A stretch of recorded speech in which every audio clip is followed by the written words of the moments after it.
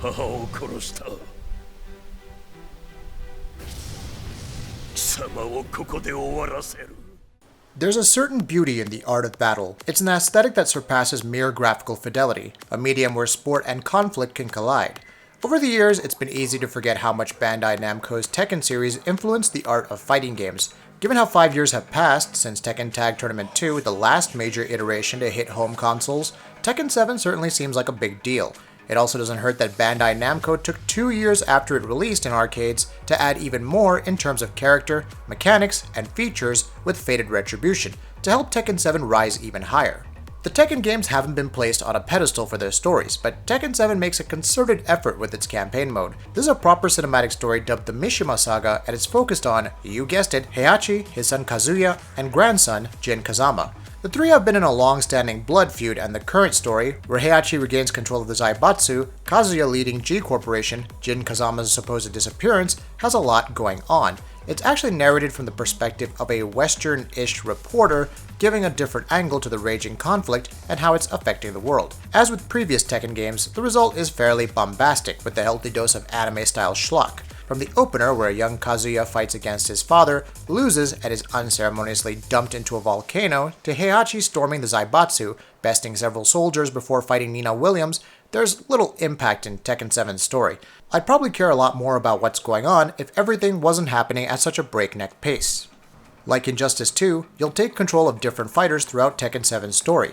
Rather than throwing you in the deep end and forcing you to master each character's moveset to progress, Bandai Namco added a helpful little feature called Story Assist. Simply hold down the left bumper or L1, execute the corresponding face button command, and you're on your way. Even the rage arts are easy to activate with a simple press of right bumper or R1 to execute a flashy new attack. Clocking in at 3 hours, the Mishima Saga still doesn't hold a candle to Injustice 2's story mode. It's also a shame that you don't get significant endings with each character like previous titles. Still, it's nice to see these fan favorites return, ham it up in the cutscenes, and swear death upon each other once more. And yes, Akuma's appearance is pretty cool, we will admit. Thankfully, there's a lot more to Tekken 7 than the average story mode. Arcade mode returns, allowing players to battle against a handful of opponents before finally facing off against some bosses. The new treasure battle mode is meant to be the standard mission mode for fighting game fans. It's pretty straightforward. You'll enter a battle with an AI opponent, usually dressed in ridiculous cosmetics like a knight helm, pizza shield, or even bunny ears. Beat them, and you earn a treasure box containing some cosmetics and currency. This goes on for several matches as you earn your promotions, progress up in rank, face tougher opponents, and ideally earn more money.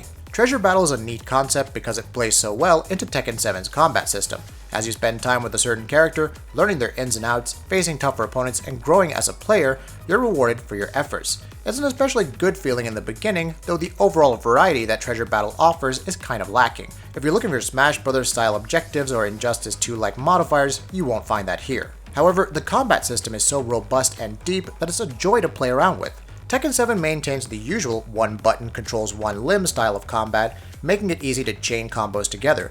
You quickly learn to be more tactical in fights, blocking at the right times and feinting during others.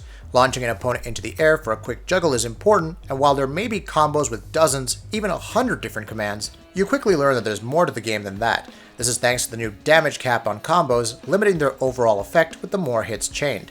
It gives a fighting chance to players less versed in combos to capitalize on mistakes, makes veteran players who combo continuously a threat, and emphasizes the new mechanics. Note that the revamped movement mechanics make sidestepping less of a crutch and more of a tactical maneuver than before. The new mechanics include Rage Arts. Rage mode returns and activates when a fighter is at low health, though it's not really as overpowered as previous titles. In fact, there's a neat little bit of balancing where the amount of damage delivered is inversely proportional to your health.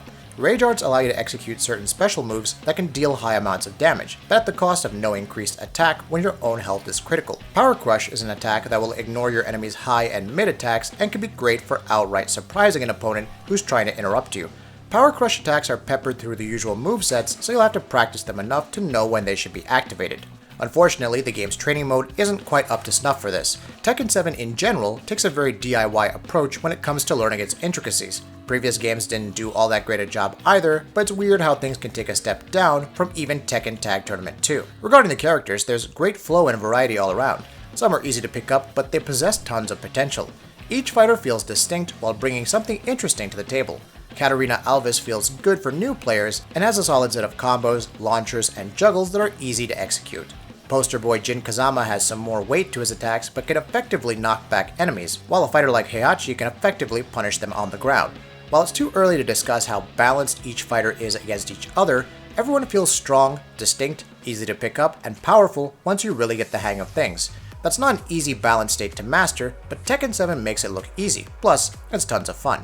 We'd be remiss to not mention the new cosmetics, which offer tons of customization for your character. Hairstyles, accessories, full outfits, caps, shirts, pants, glasses, and other outlandish items are all there for you to dress up your characters with. It also doesn't hurt that the in-game currency can be used to purchase other things like the cutscenes from previous Tekken games, yes, all of them, concept art, and much more. The online battles are an above-average myriad of encounters. Getting decent matches wasn't hard, and connections felt stable. However, there would be times where connections would be poor, resulting in at least 1 or 2 people dropping from matches. Even on average connections though, it's possible to have some really enjoyable fights. This may not sit well for hardcore players who want the very best latency, but when playing with someone in the same region, you could be assured of a relatively good experience, and kudos for finally letting me decide what side of the screen I could play on. Even before heading into this review, I knew that Tekken 7 was a must-play for every fan of the series. The sheer depth of its combat, the vast array of rewards and character customization, the decent if not great story, and excellent roster of characters ensure Tekken 7 is a top fighter. While games like Guilty Gear Surd Rev 2 and Injustice 2 may prevent Tekken 7 from claiming the crown of best fighter, it's still a great experience with terrific combat that new players and veterans should play. That'll be it for this video. If you like what we're doing, please go ahead and subscribe, and we'll see you next time.